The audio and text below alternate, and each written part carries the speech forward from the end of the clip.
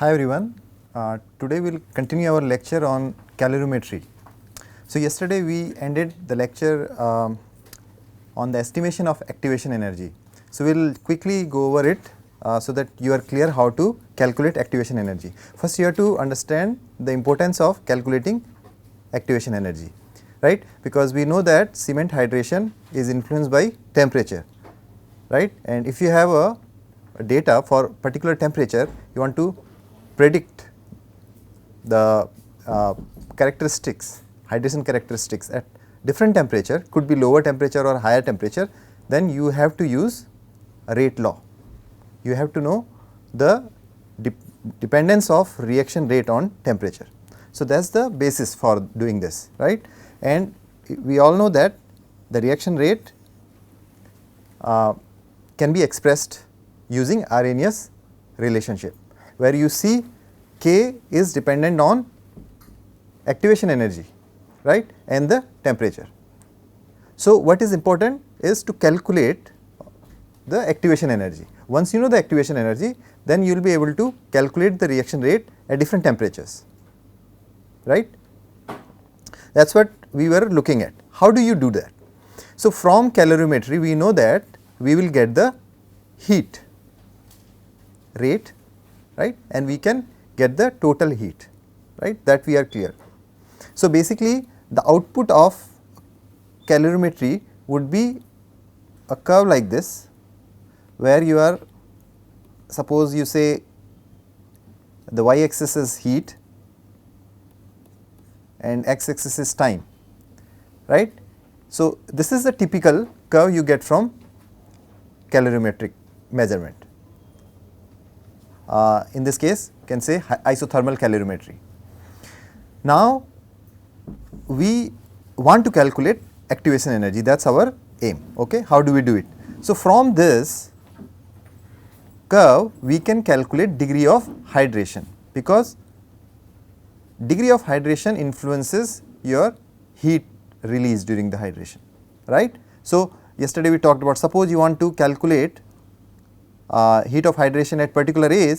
So you know the time, you know the corresponding heat, right, suppose H T, and if you know the ultimate heat or total heat from the reaction, you can calculate alpha T, right. So it is your degree of hydration. So that information now you have at each time step, because you have this continuous measurement, you know the heat at particular time and you can calculate degree of hydration. Only thing you have to know is calculate the total heat available for reaction, right. Now you can use the, if you know the composition of your cement, for an example, you know how much C3S, C2S, C3A, C4F you have, you can calculate the total heat, right, because you know how much heat will be released if pure phase is completely reacted, right. So based on that you can calculate the total heat. Suppose you do not have data, suppose you do not have any information on cement composition, right, then one could be, maybe an approximate way would be just to extend this curve, right, whatever curve you have, so that you know the ultimate heat, but that would be approximate, right. Okay. So now we know that, so it is obvious that we are seeing this typical S curve, right, for heat. So if you plot, suppose alpha, if I say alpha versus time, we will also get similar curve, makes sense, right, because we are deriving this curve from heat curve, right. Now we want to know which form this curve can take, right. So that is simply, we are saying that alpha we can write as alpha u here, e to the power minus tau over time to the power beta, basically. This is the form where you have tau as a hydration time parameter, okay, and beta is hydration shape parameter that defines this curve. And it is obvious to see, if your T is infinity, suppose, so your 1 minus 1 to power 1 to 1 over infinity becomes 0, right, e to the power 0 is 1. So you attain alpha equals to alpha u, makes sense, right. If your cement, the hydration is complete, that means degree of hydration will be 1, or ultimate degree of hydration. So, this is the typical curve. So, basically what you have to do, you have to know the hydration time parameter tau and beta, that you can get by fitting your curve. So, you have this now alpha t curve, right. Now, you have to do is get these parameters from it. It is clear, because you have this data alpha and t, now you have to fit it so that you get this tau and beta. Okay. See, yesterday we saw how do we calculate activation energy. Quickly I will go over it again so that you are clear. So, we saw that the rate dependence, we can write the Arrhenius curve, Arrhenius relationship in this form, that is the reaction rate at one temperature T1. Similarly, you can write it at different temperature, right. Now, from this we can get this relationship, right, by manipulating these two these equations, and here you can say basically this, finally you can write it as ln T1 over T2 1 over T1 minus 1 over T2, right. Sorry, this is tau, not tau. Tau is hydration, what we discussed, hydration time parameter, right. So, tau you have to get from your curve, right. So, that is the importance, all you have to do is to get this tau, right. So, you have data for at different temperatures, you get different taus, right, and using that you can calculate. So, I just what I did here is basically I went a step further. Eventually, when you manipulate these two equations, for an example 1 and 2, you will get similar relationship, but it will be in form of K1 over K2, right, because, is it clear, right. Now, we are saying this ln, this the ratio of the reaction rate is equivalent to ratio of these hydration time parameters, that is the key. Okay. So, by calculating this tau for each temperature, you can calculate the activation energy. Once you know the activation energy, then it is easy to calculate the reaction rate. Now, you know the dependence of rate on the temperature. Okay. So, we will discuss it after the lecture when we discuss about the assignment 1. Okay. So, just wanted to make it clear that how do we calculate activation energy, and it is important because lot of times you do measurement at one particular temperature, and now you have to predict the behavior at different temperature. How do you do it? That is the way. Okay. So, we are looking at various applications of calorimetry, right. So, in continuation, so far what we have seen, we can determine heat of hydration, very important. We can estimate activation energy, right. In continuation, we can also determine the influence of temperature. We can see that how temperature influences your reaction rate, right. So, in this what you are seeing, so let us see, look at the isothermal. So, I am just showing you isothermal and adiabatic. Let us focus on isothermal. So, these are the measurements obtained from isothermal calorimetry. Okay. So, you see that we are plotting thermal power, that is the output from the calorimeter versus time, and you see the influence of temperature, right. So, 5 degree C, 20 degree C, 30 degree C, 40 degree C. Clearly, you see the influence of temperature. As the temperature increases, your reaction rate also increases. So, this simple tool can give you insight how temperature can influence your hydration, right, and the difference is obvious, right. If you further increase, it might even increase more, right. So, it is important to know, right, how much influence is there of temperature on your reaction rate. So, this is the data from isothermal calorimeter. Now, similar trend we can also see from adiabatic calorimeter. in adiabatic calorimeter, as you know that we calculate or we measure temperature. So, you see on the y axis we have temperature, basically it is a temperature difference between test and reference, right, temperature measurement is there. So, but the point is you can see similar trend. So, data here we are comparing 20 degree C versus 32 degree C, right. So, you see shift in this direction, right. So, basically both techniques can be used to understand the influence of temperature on the hydration, that is the idea here. And we can say now that with the temperature increase, the dissolution of anhydrous cement also becomes faster, that is what leads to this increase in the reaction rate. To find more detail about this, you can refer to this ASTM C1753 on the adiabatic measurement. Okay. Okay. Now, we can also understand the influence of water cement ratio. We all know that depending on the condition we choose different water cement ratios, right. So, how does that influence your heat flow, for an example like cement hydration, right. So, let us look at the left plot. What we see here, we are plotting heat flow, right, heat flow, the power basically versus time, right, at different water cement ratio 0.35, 0.4, 0.45, 0.5. See the difference, not the curves are not same, they have shifted towards right as you are increasing water cement ratio, right. What does that tell you? So, basically what happens at lower water cement ratio, you have a higher concentration of alkalis in pore solution, right, because you have the water cement ratio is low.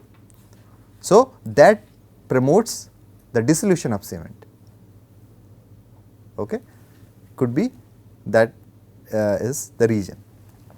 And now, if you plot the cumulative heat, basically what you have to do, you have to integrate this curve, you will get the total heat, right, and you see. So, at low water cement ratio results in lower heat of hydration, because leading to reduced cumulative heat at later age, because you do not have enough water also, right, simply you do not have enough water. So, even if you look at the total heat, it is lower for low water cement ratio. Okay.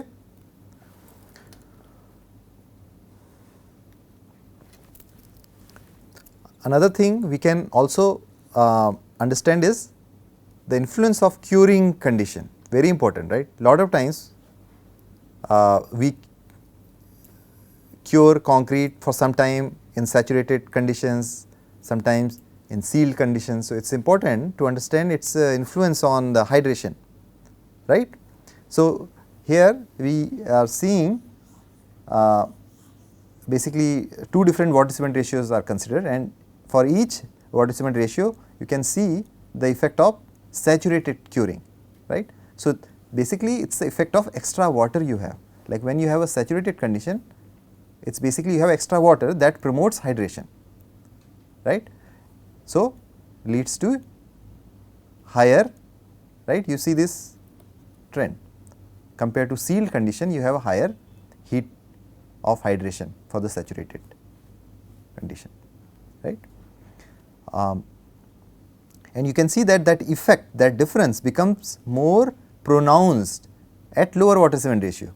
See the difference between sealed and saturated, the difference is this much here, the difference is bigger here, that is also understandable, right. At low water cement ratio the difference becomes more pronounced. So, also this technique can be used to predict the strength development. See, that is one of the most powerful use of this, right. So, what we see here that on the y axis basically you have the strength data, right, and x axis is heat of hydration at that particular age, and we see a very good direct correlation between these. So, basically what it tells you, if you know the heat of hydration different ages, you can predict the strength. And if you think about it, it makes sense because your strength is only because of the hydration. Cement is hydrating, you are forming hydration products, that is filling up the pores, reducing your porosity, increasing your strength, right. So, but this is non-destructive way of measuring strength, right. So, there is a good correlation between strength and heat of hydration. But it is only for mortar. Yeah, in this case, right, but you can also, I mean you may not, there is a direct correlation, you can see the increase in strength. The question is, can we apply it to concrete, right. Yes, you can apply, but obviously there will be some differences, but you can definitely say that as the, obviously concrete strength is also because of the hydration of cement, right. So, it can be translated to concrete also, but the nature of plot may change, right, may not be exactly like this, that is the point.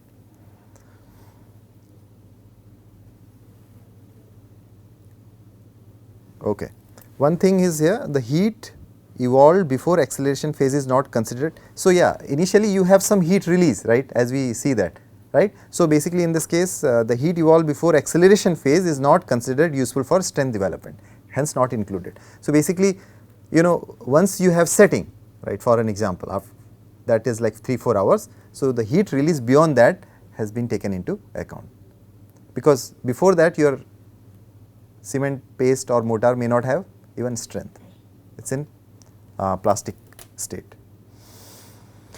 Okay, another powerful use of this technique isothermal calorimetry is for sulphate optimization, right, very important. We have gypsum in our cement, basically what we do, we grind clinker with gypsum, right, for optimizing the strength. But for that most of the time what you do, you change the percentage of gypsum, right, make cubes, test those cubes, determine the strength, get the plot and see where you are getting the maximum strength, right. But another way you can just use this technique, it is a non-destructive technique to determine the optimal sulphate optimize. So, what you see here, so these are the actually those who are really interested, they can refer to this paper by Lurch 1946, very good paper, it is a pioneer work done by Lurch, exhaustive study, he analyzed lot of cements. So, see 1946, right, but he saw that as you are, so he looked into different sulphate percentage, right. Here is a clinker and he increase the percentage of sulphates. So, you at that time he used the conduction calorimetry for these measurements, right. You see that as, so for an example, okay, let us look at 1.5%, right. So, you have this peak at around 8 hours, right, yeah 1.9% you have peak just shifted towards right. But if you look at this plot, it will be more clear. So, 2.4% you see appearance of this peak, right. As you are increasing it to 3%, that peak is getting delayed, it is now here, and if as you are increasing to 3.5%, peak completely disappears. So, basically this peak is because of the depletion of sulphates.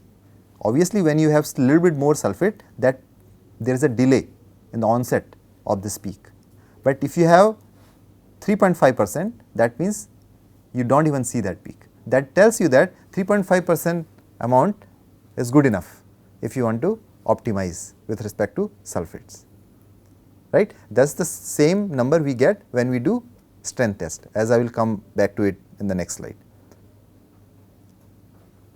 Okay. So, in calorimetry you can see that. So, the particular reaction you can get some insight from the calorimetric data. So, same thing, this is the sulphate optimization of fly ash blended cements. Lot of times we use fly ash, it depends on type of fly ash, sometimes we use class F, class C, right. So, in this case what we are seeing is this is fly ash blended cement with different dosages of hemihydrate. Hemihydrate is also a form of calcium sulphate, right. So, you see, let us look at this 0.4. So, this curve is for 0.54% SO3, right, and as you are increasing, right, now this is 1.08%. So, you see this peak, right. Now, for 1.08% this peak is shifting towards right. Do you see this? For one, now we are looking at this one, right.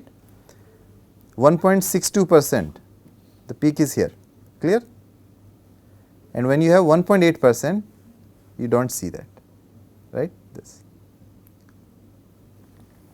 So, again can use this to get the optimum sulphate you need for your blend. Here again you are seeing the total heat of hydration as a function of time, right. So, it is nothing but the integration of this curve, right. So, we can also look into the total heat of hydration. So, basically this compares, right, what do you get from heat of hydration test versus what do you get from strength test. So, here what we have done, like on the x axis you have sulphate doses, right, and see the optimum, the trend is very similar, also the value you get optimum sulphate is very similar. So, it is very powerful tool that tells you that sulphate optimization based on strength and heat of hydration yields similar results. So, rather than doing suppose strength test which is destructive, you can use this non-destructive measurement, right. Okay. We can also look into the reactivity of supplementary cementitious materials. We are using lot of new materials these days, right. So, and it is important to assess their reactivity, how reactive they are. So, this technique can be used to assess the reactivity of SCMs, right. So, first let us look at the okay. So, in this case what you see, you have this again the measurement from isothermal calorimetry, right. Whenever there is a measurement from isothermal calorimetry, you will see heat release rate or total heat being plotted, right. So, in this case total heat joule per gram is plotted against time. Now, we want to see what we want to examine the reactivity of materials, right. Now, suppose you replace your cement with 15% fly ash, okay. You want to see how reactive it is, right. So, before we discuss that, it is important to look into the filler effect. See, instead of fly ash, right, or something which is reactive, if I add a material which is not reactive like quartz for an example and use in the same amount 15% quartz, right. So, because what happens, filler effect is nothing but when you add any filler in your cement which is non-reactive, it provides additional nucleation sites. Also, you will have more water cement ratio, right. Suppose you have cement plus quartz, right. So, initially you have 100% cement, now you have 85% cement, 15% quartz, right. Now, your water cement ratio, water to binder ratio is same. So, that means you have more water available for cement, right. So, basically that is what, so this is the first curve, this is for Portland cement. When you now replace Portland cement with quartz, you see this increase. Quartz is not reactive, we know that. This is the effect of filler effect. See, this is the contribution of quartz, that is called filler effect, because first of all you are providing additional nucleation sites, also you are increasing the water cement ratio. So, if you use like 15% fly ash for an example, you have to isolate the effect, right, because anything which is reactive you will have filler effect, and also you have a reaction effect of the reaction.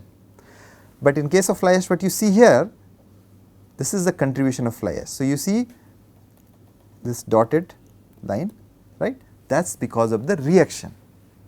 This is the chemical reaction, because we know that fly ash reacts with calcium hydroxide and it is called Bozolonic reaction and forms additional CSS. So, you can differentiate, right. Lot of times we want to, you can't. So, this total or this overall contribution is because of the filler effect and contribution from its chemical reactivity. So, it is a useful tool, right. So, usually inert materials are used, like in this case most of the time you use quartz, right, if you want to understand the filler effect. In the case of slag, we know that slag reacts even more. You see contribution of slag even higher than fly ash, right? And there will be homework assignment problem on filler effect. Okay. So that's the usefulness of this technique in assessing the reactivity of supplement these various materials. Okay. Also, we can look into individual SCMs. For an example, here I think this is ash. They looked into biomass ash in this case. You can see the difference between a reactive ash and non-reactive ash, right? You have few different materials. For an example, just to begin with, you want to look into the reactivity, whether particular ash is reactive or not. So, because see here, if you look at this plot, for non-reactive ash, your signal is so weak, you are not even getting anything. For the reactive ashes, you are getting some signals. So, this technique can be used quickly to assess or see if the material is reactive or not, right. Also, we can look into the cement admixture interaction. We use lot of chemical admixtures, for an example, these days, right, be it a retarder, be it an accelerator, any name it, any concrete will have some chemical admixture. How do you assess the its impact, right. So, here you see that reference is the cement without any admixture. So, you see the effect of different types of admixtures here, SNF, PCE, right. So, these are two commonly used admixtures, right, in concrete industry. So, we can see when you have 0.3% SNF, sulfo naphthalene based, it delays your hydration, right. See the difference, right, your main peak is delaying. So, this is basically delaying your hydration, right. Also, you see the effect of delayed addition. Here they have looked into, sometimes you add your admixture in water and then mix with the concrete, sometimes you add it later. So, they were interested in this study, how does this SNF admixture influences the hydration. In this case, they found that delayed addition also delayed the onset of main hydration peak. But in case of PCE, polycarboxylate based admixture, you do not see much difference between delayed and the one where you mix it immediately, right. So, these kind of things, like how does particular admixture influences your hydration, can be studied using this isothermal calorimetry. Yeah, so acceleration and retardation both can be captured. In this case, we are looking at the we are seeing the retardation, right. Sometimes you see let us see, in an accelerator you might even see something like this, right. You are cutting down on your dormant period, right. So, yeah, these are, this measurement can tell you a lot, right, that is the point. So far we were looking at the Portland cement based systems, right. We can also study new cements, right. These days we are talking about low CO2 cements, like for an example, alkali activated binders, calcium aluminate cements, calcium sulfur aluminate belite cements. So, this tool can also be used to understand the hydration characteristics of these binders. In this case, you can call them rapid setting binders, right. So, we will see how can we use this tool. So, alkali activated slag, all of you may know that slag, for an example, right. We are talking about a system where we are not using Portland cement, right. We are activating these aluminosilicate materials by using alkalis, okay. Could be sodium hydroxide, could be combination of sodium hydroxide and sodium silicate, but you have a high pH solution which is used to activate these aluminosilicate materials. So, here we see the effect of molarity, right. So, in this case I think the researchers, they looked into the effect of molarity on the hydration of slag. So, 5 molar, 8 molar, 12 molar sodium NH is sodium hydroxide. How does that influence your hydration? So, see that we are looking at the in this plot the hydration occurring within 24 hours, right.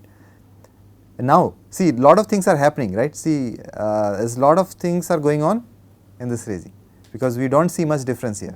But now we can also capture, because if you do internal mixing, for example we discussed that in isothermal calorimeter, if you mix sample internally, then you can also capture what is going on within 1 hour, 2 hours. So, here this you can now see what is going on within 2 hours.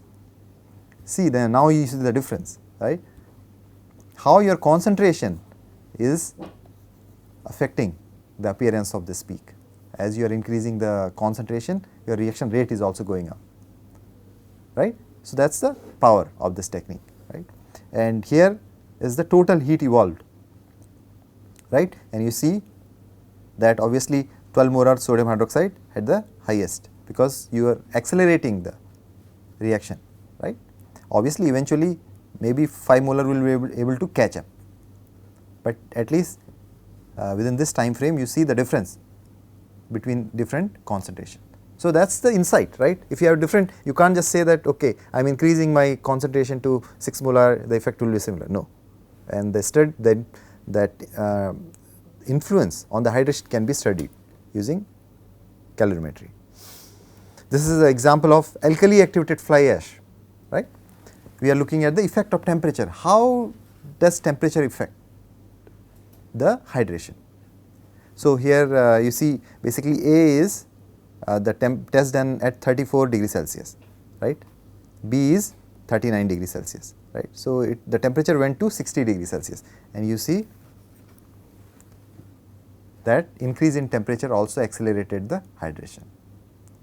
Similar thing, if you plot the total heat, right, you see the higher temperature led to higher heat of hydration. See, this data is for 40, maybe it might catch up, we do not know. So, in this at least we see up to this 40 hours there is a difference, right. So, these kind of things like the effect of temperature on the hydration of even new binders, right, rapid setting binders can be studied.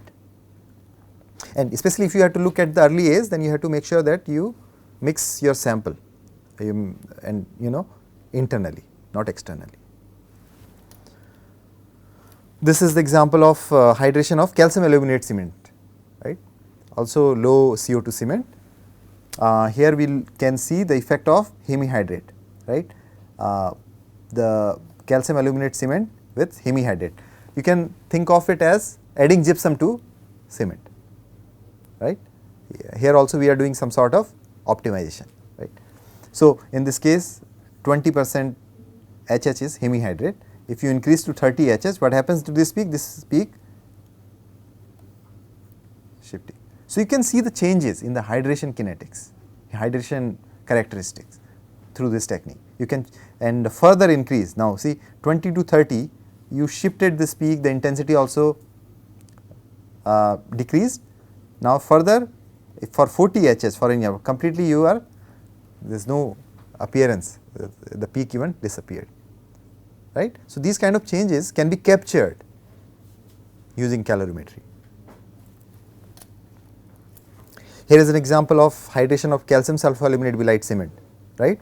Again for this cement you have to add gypsum, you want to find out what is the optimum gypsum. In this case you can see that this is the 0% gypsum case, right. You have this peak because of sulfate depletion. As you are increasing the gypsum 5%, 8%, you see first peak is moving, you are delaying that peak because you have more gypsum in the system, and further at 8% you do not even see that peak. So, 8%, 12%, 15%, 20%, there is no difference, right. So, this can be again used to in this case, so we see that there was no significant effect of on hydration beyond 8% gypsum. So, it could be optimum gypsum for this type of binder. Okay. So, we now looked at various applications of these techniques, right. So, you see that it can range from determining heat of hydration, estimation of activation energy, influence of water cement ratio, influence of curing conditions, assessing the reactivity of different materials, and looking into hydration of new cements, right. So, it is very versatile. Now, it is also good to remember the differences, right. We primarily will focus on isothermal and adiabatic calorimetry here, right, because heat of solution is not much used these days. So, what is the advantage of using isothermal calorimetry? Very repeatable at early age, okay. Easy to test at different temperatures, right, easily because it is isothermal, you can change the temperature, easy to measure the effect of SCM and admixture, that is what we have seen, right. What are the disadvantages? The low signal after several days requires costly instrumentation. See, if you want to monitor your hydration for long time beyond days, like weeks, then you should be able to measure the low signal because your cement hydration slows down with time, right. So, that is one challenge.